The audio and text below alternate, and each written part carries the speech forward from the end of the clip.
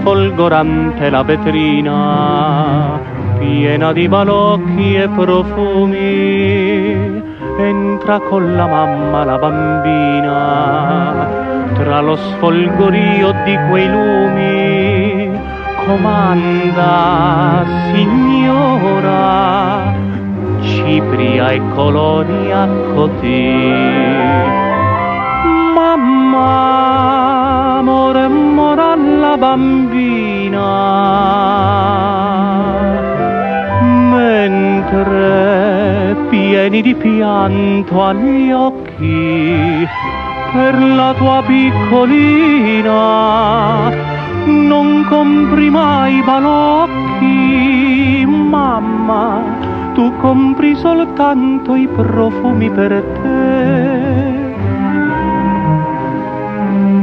Ella nel salotto profumato, ricco di cuscini di seta, porge il labbro umido al peccato, mentre la bambina indiscreta dischiude quel nido pieno d'odor di cotì. Mamma, amore, mora la bambina,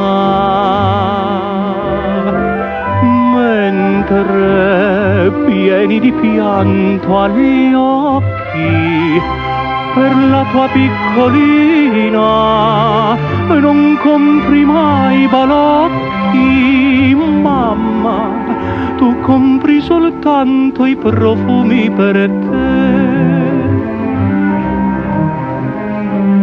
E si le agonizza la bambina, or la mamma non è più ingrata, corre a vuotare tutta la vetrina per la sua figliola malata.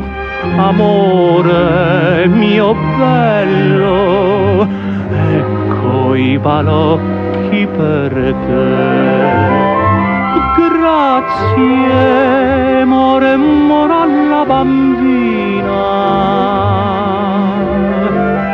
vuole toccare quei balocchi, ma il capo già reclina e già socchiude gli occhi, piange la mamma pentita, stringendo al cuore.